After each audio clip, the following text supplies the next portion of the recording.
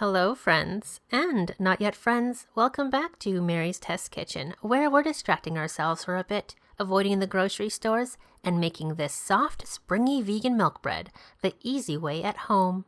It's like the Asian bakery breads that are usually full of dairy and eggs, but of course we can make without, like just about anything we put our minds to. This springy bread is extra awesome because it stays fresher, longer without preservatives, thanks to tangzhong, a water row technique that makes breads more tender and able to retain moisture.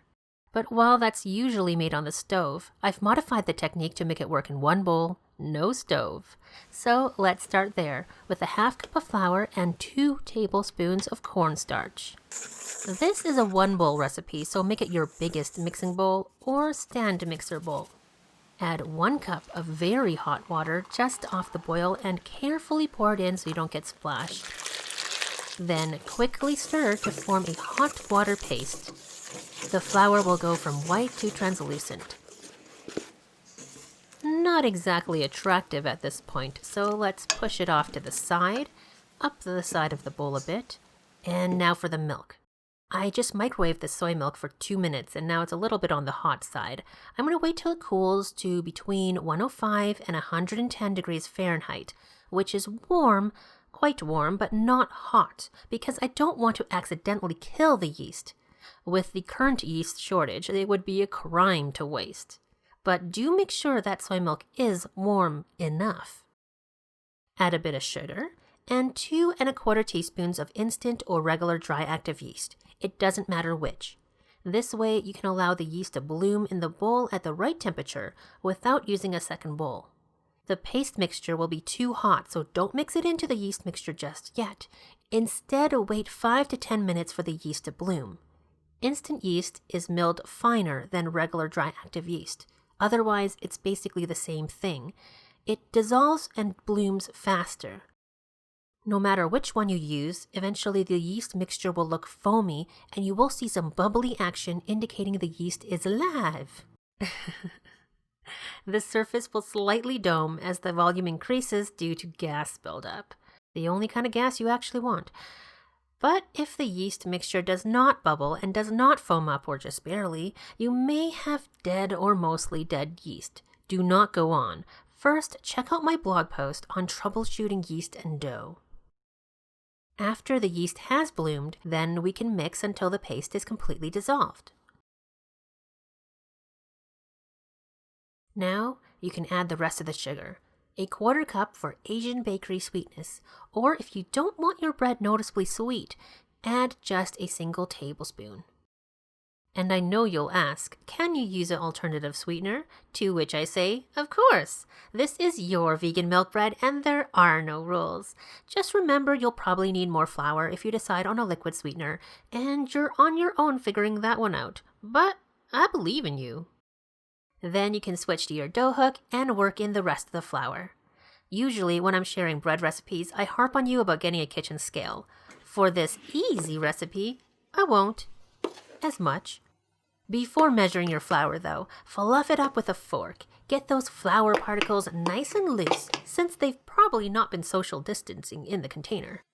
Then scoop it up without pressing down on the flour. We don't want to compact the flour into the cup either. Just use a flat edge to level the top. Using this method, 1 US cup gives me 140 grams or just under 5 ounces. Continue using this process, fluffing up the flour, scooping, leveling, and dumping until you have 5 cups.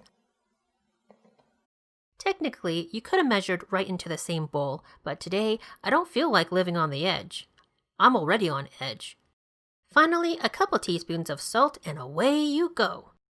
If you're working manually, just stir with a spatula or a wooden spoon until the dough comes together and then let it rest to fully hydrate for 10 to 15 minutes before actually starting to knead it. If you're using a stand mixer like mine, just let it run at speed 2 for about 6 minutes. And then every so often you'll stop it to scrape down the sides and just make sure the bottom is getting mixed in. It is a sticky dough, so we're really saving a lot of work and frustration using a machine. If you have to work by hand and haven't worked with a sticky dough before, make sure you go over to the blog because it's a little bit different from kneading a regular, not so sticky dough.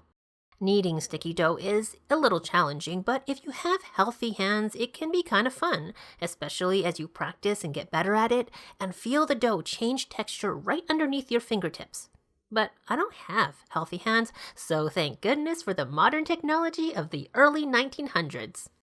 After it's been running for about 6 minutes, the dough will still be quite sticky, so let it rest for a good 10 to 15 minutes, and this extra time allows for the flour to hydrate more fully. Finally, after all the kneading and resting, the final ingredient is room temperature vegan butter. Cut it up into small pieces, then add it to your stand mixer bowl. And run the machine with the dough hook at speed 2 for about 5 minutes or until the butter is well incorporated.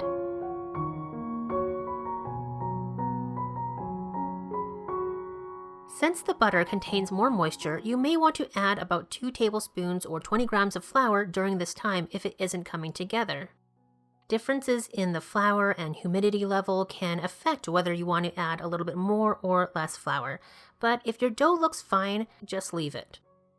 When the vegan butter is fully incorporated, place the bowl with the dough in it in a warm, draft-free location and cover it with either a clean, damp kitchen towel or plastic wrap, or a plastic microwaving cover, whatever you have handy. Let it rise until it's doubled or tripled in size. This can take 1 hour to 90 minutes depending on your room temperature. Uncover the dough and replace your dough hook. Run your mixer at speed 2 for about 2 minutes to knock out the air pockets. If you're working manually, you'll just knead the dough until you stop hearing the gas pockets popping.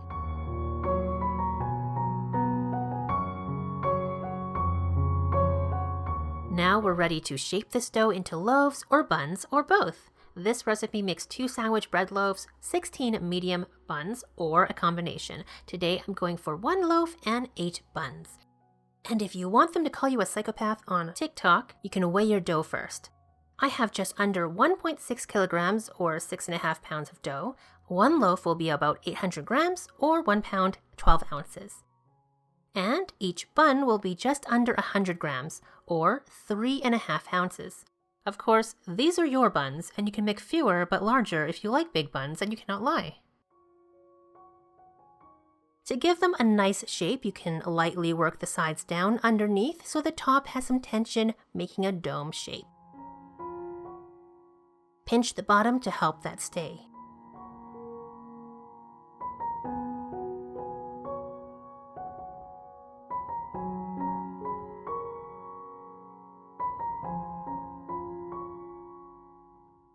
Or this way, using the edges of your hands, press them together around and under the dough for a similar effect. You're trying to handle this dough as little as possible, giving it the least opportunity to stick to you. But if you're getting a bunch of dough stuck in your fingers, just wash your hands and flour them really well before continuing. And while we're on the topic, feel free to dust extra flour to help you out there. Just don't work it into the buns. Use it to stop the dough from sticking to you. Use it as a barrier. With this scraggly bunch, I'll have to knead it into a ball first. This extra kneading tightens the gluten, and so it will be tougher than the other pieces. But just do your best and it will relax after a few minutes. Then make a syrup wash with a tablespoon of corn syrup and a tablespoon of water. This will help the buns brown nicely.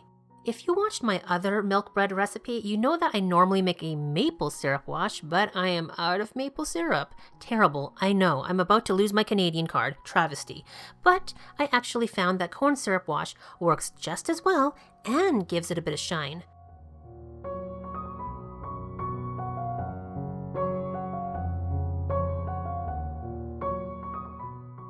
To form a rectangle loaf, press the dough flat into a rectangular shape. Make it about as wide as your loaf pan. Then roll it up tight as you can and pinch the edges to make it stick together. The roll might be a little bit longer than your pan now, so you can use the palms of your hands, wrap the ends under, and place onto your prepared loaf pan with the pinched side down. Brush the top of the loaf with your corn syrup wash. Then cover with plastic wrap. The alternative is not brushing with syrup just yet and instead covering with a damp, lint-free cloth. You'll have to check the cloth and make sure it never dries out by occasionally rinsing it and wringing it out. Either way, let the shaped buns and loaf rise in a warm, draft-free location until they are doubled in size, which takes usually about an hour. With about 15 minutes to go on your 1-hour timer, start to preheat your oven. When your oven is preheated to 350 degrees Fahrenheit and your loaf or buns have fully risen, uncover your loaf and buns, and if you didn't brush on the syrup before, you can do it now. I had some leftover syrup wash, so I just brushed it on to use it up, which wasn't the best idea for consistency's sake, which you will see later, but anyways, bake them in the center of your oven on the middle rack and bake for 30 to 35 minutes or until the tops are nicely browned, golden brown or a little deeper. You can check if your loaf is fully baked by tapping on the bottom. It should sound hollow. Let the bread cool completely if you want to slice it up. And there you have some beautiful, easy vegan milk bread buns and sandwich loaf. Springy, squishable. Don't try this if it's still hot, by the way. It's best to let it cool, even though I know you're tempted. The inside is super tender, soft, delicious. Check out that pull-apart texture. And they will stay soft and nice for several days in an airtight container after they've completely, and I mean completely, cooled down. Also, like other breads, you can put the leftovers in the freezer, just wrap them up real good first. What would you do with this bread? Let me know in the comments below. As for me, I ate some just by the slice. Couldn't help it. It's just that good. And I made veganized Korean 6-sided cream cheese garlic bread. That recipe is coming up next. And after that, who knows? Leave me your suggestions in the comments with the hashtag recipe request, and I might just give it a whirl. Thank you so much for watching to the end, my friend. I really hope you liked this video and get to try this recipe soon. If you do, please take a picture and tag me on Instagram. Also, please hit the thumbs up button if you like this video. It really helps the channel. And subscribe if you haven't already for more easy vegan recipes.